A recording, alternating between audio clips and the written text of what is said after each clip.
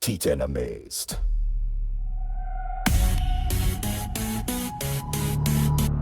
Unbelievable facts.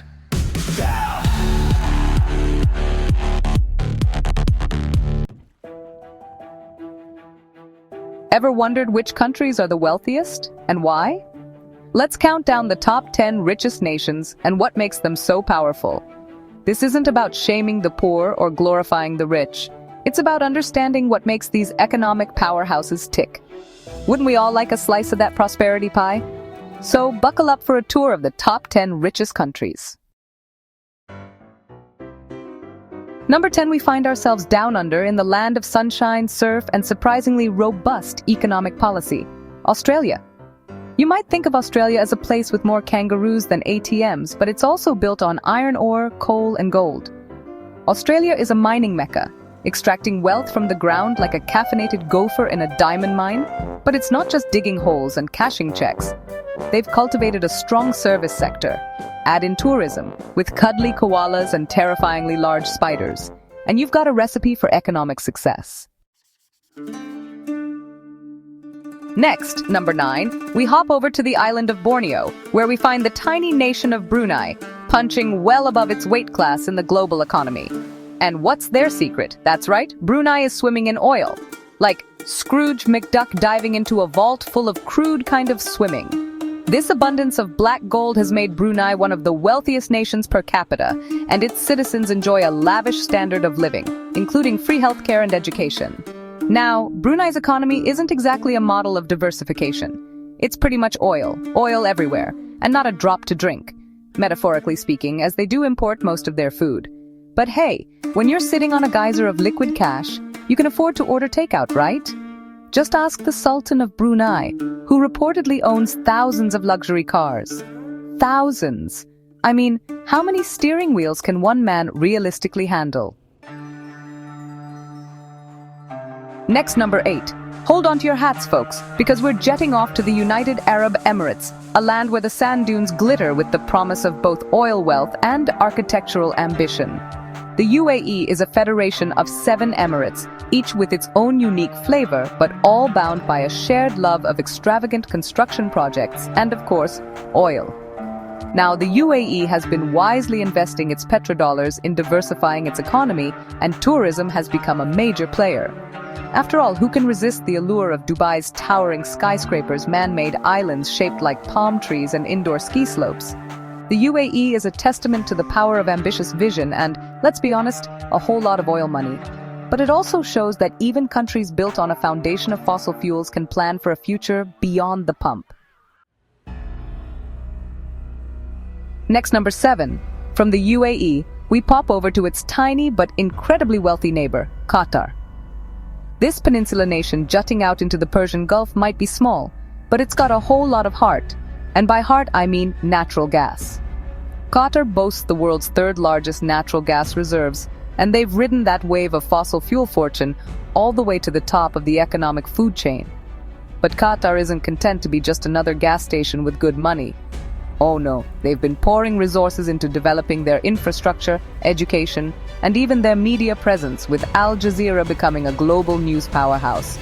They even hosted the 2022 FIFA World Cup, which, while controversial, certainly put them on the map. So, what's the lesson from Qatar? Well, it's that even in a region as geopolitically complex as the Middle East, a commitment to strategic planning, well-thought ideas, and, oh yeah, copious amounts of natural gas can go a long way. Number 6, hold on to your monocles, because we're about to witness an economic miracle in miniature Singapore. This tiny island nation, once a British trading post, has transformed itself into a global hub of finance, trade, and efficiency. Seriously, Singapore is so clean and organized, it makes a Swiss train station look like a teenager's bedroom. But don't let the pristine streets fool you. Singapore is a capitalist powerhouse with a free market economy that would make Milton Friedman do a little jig. They've also invested heavily in education and infrastructure, making Singapore a magnet for foreign investment and skilled workers. It's like the old saying goes, if you build a gleaming metropolis with a business-friendly environment, the money will come, or something like that. The point is, Singapore proves that size isn't everything. With smart policies, a strategic location, and a whole lot of hard work, even the smallest of nations can become economic giants. Next, number 5. Well, look who it is. The United States of America, land of the free, home of the brave, and birthplace of the supersized economy.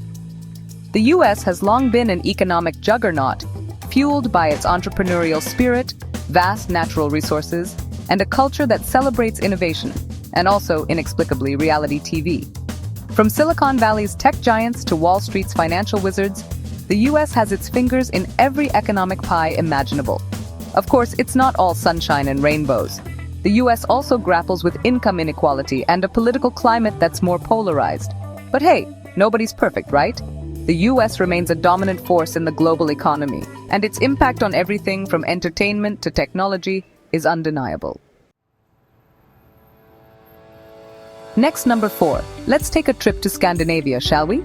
Specifically to Norway, a land of breathtaking fjords, cozy sweaters, and an economy built on a foundation of oil and gas.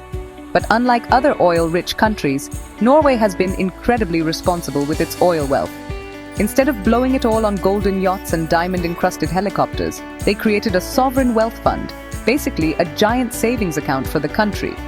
This fund invests in companies and projects around the world, ensuring that even when the oil runs dry, and it will eventually, because that's how fossil fuels work, Norway will remain a prosperous nation. They've also invested heavily in renewable energy and social programs, making Norway a model for sustainable development. So, what can we learn from Norway? Well, for starters, save for a rainy day, especially if that rainy day involves the inevitable decline of fossil fuels. Next, number 3, we're heading to the Emerald Isle, a land of rolling green hills, Guinness-fueled sing-alongs, and a surprisingly robust economy.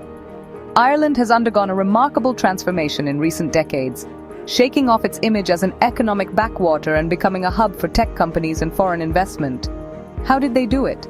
Well, a combination of low corporate taxes, a highly educated workforce, and a strategic location within the European Union certainly helped.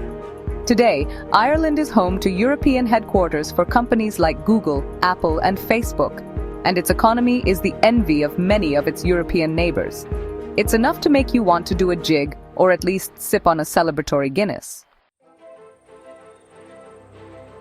Number 2. Get ready to climb the Alps of prosperity, because we're heading to Switzerland, a land of stunning mountain vistas, delicious chocolate, and an economy as precise as a Swiss watch. Switzerland has long been known for its neutrality, its banking sector, and its ability to generate wealth seemingly out of thin mountain air. But it's not all about hiding money from the taxman, though they're certainly very good at that. Switzerland is also a leader in innovation, particularly in pharmaceuticals, chemicals, and machinery. They've also invested heavily in education and infrastructure, creating a highly skilled workforce and an environment conducive to business. So, while you might go to Switzerland for the scenery or the chocolate, you'll stay for the economic stability and the chance to open a very discreet bank account. Just saying. Number 1, and finally we arrive at our last stop, Luxembourg, a tiny nation nestled in the heart of Europe that's become synonymous with financial services and, let's be honest, some pretty favorable tax laws. Luxembourg is a major center for investment funds, private banking, and insurance, attracting companies and individuals from around the world looking to maximize their wealth.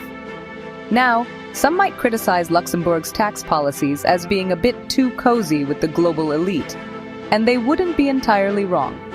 But there's no denying that Luxembourg has carved out a unique niche for itself in the global economy. They've also invested in diversifying their economy beyond just finance, with sectors like logistics and healthcare playing an increasingly important role. So, while Luxembourg might be small, it's a reminder that even in a globalized world, there's still room for specialized economies to thrive. So there you have it, a whirlwind tour of the world's 10 richest countries. We've seen how natural resources, strategic planning, technological innovation, and yes, even a bit of tax optimization can contribute to economic success. But more importantly, I hope this journey has sparked your curiosity and inspired you to learn more about the forces shaping our world. Because understanding how other countries have achieved prosperity can offer valuable lessons for our own societies, no matter where we live. Now, if you'll excuse me, I'm off to invest in some mining equipment and maybe open a Swiss bank account. Just kidding. Or am I? Thanks for watching. Which country surprised you the most? Like and subscribe for more.